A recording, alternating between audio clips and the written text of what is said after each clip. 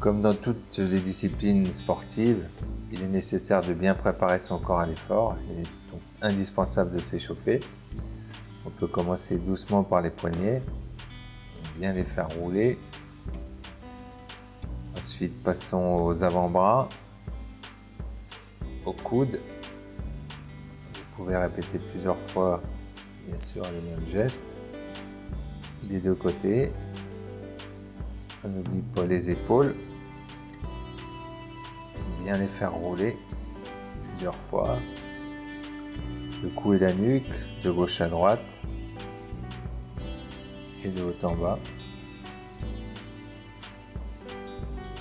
On passe à la partie basse du corps, le bassin et les jambes, car tout le corps est soumis à contribution lors du lancer de couteau.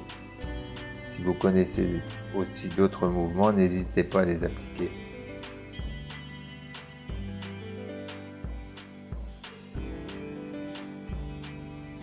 La pointe du pied est dirigée vers le centre de la cible. Le pied arrière est en retrait d'une quarantaine de centimètres. Le talon du pied arrière vient toucher la ligne imaginaire de l'entrejambe. N'oubliez pas de respecter 40 à 45 degrés par rapport au pied avant. Vous êtes bien sur vos appuis avec une répartition du poids du corps plutôt vers l'avant.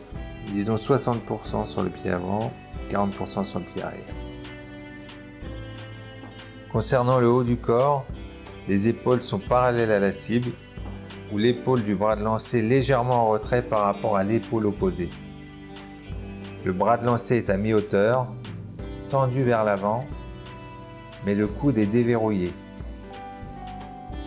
Concernant la prise en main, nous allons utiliser la prise marteau classique. Le bras qui ne lance pas est placé plutôt vers l'avant et peut vous aider à contrôler votre angle de lame.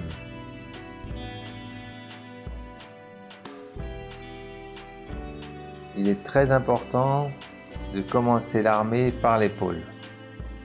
C'est d'abord l'épaule qui monte,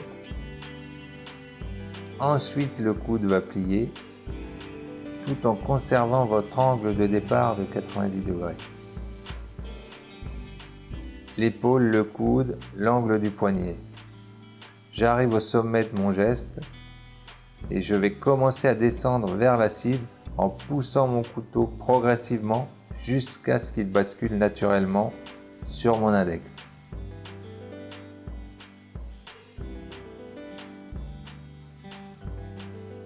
Qu'est-ce qu'on entend par poussée progressive?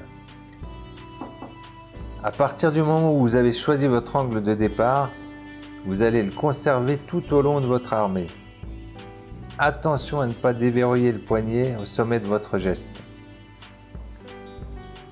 À partir du moment où vous vous engagez vers la cible, cet angle va s'ouvrir progressivement jusqu'à ce que le couteau s'échappe naturellement.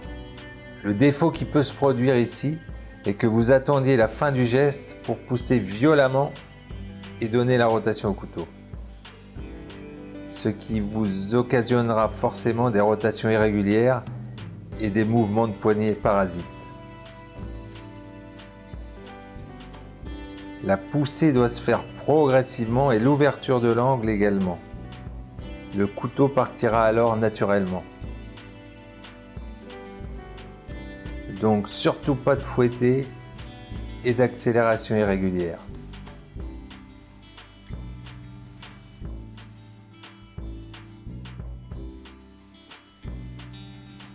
Il va donc falloir maintenant synchroniser le mouvement du bras avec le reste du corps. Vous allez donc vous mettre en position comme indiqué dans le chapitre 4b, à environ 3 mètres de la cible. Amorcez le mouvement du bras par l'épaule comme indiqué dans le chapitre 4c, sans trop l'écarter du corps. Arrivé au sommet de votre geste, n'oubliez pas de conserver l'angle formé par votre avant-bras et la lame du couteau. Notez que quand vous armez le bras, vos épaules ne doivent pas reculer et que la jambe arrière reste tendue. À partir du moment où vous allez enclencher la poussée progressive, votre genou va s'engager vers la cible, servir d'amortisseur et réceptionner le transfert de poids que vous allez réaliser d'arrière en avant. Attention à ne pas envoyer votre énergie vers le sol en cassant le dos en fin de mouvement. Vos épaules doivent rester parallèles au sol et transmettre le mouvement droit vers la cible. Le bassin est bloqué pour éviter les mouvements de rotation. Il ne va que dans le sens arrière-avant, surtout pas à gauche et à droite. C'est l'engagement de votre genou droit vers le centre de la cible qui va guider votre bassin. Si votre genou s'engage à gauche ou à droite, le reste du corps sera entraîné dans la même direction et au final, votre couteau aussi. Toute cette gestuelle doit être réalisée avec le plus grand relâchement. Plus vous serez relâché, plus vous enverrez d'énergie vers la cible et plus vous aurez de vitesse de bras. Ne forcez donc pas votre geste. L'important à ce stade, c'est la synchronisation entre le haut et le bas du corps, c'est-à-dire la poussée progressive avec l'engagement du genou. Vous pouvez répéter ce geste sans forcément lancer le couteau, par exemple devant un miroir, si vous n'avez personne pour corriger vos erreurs.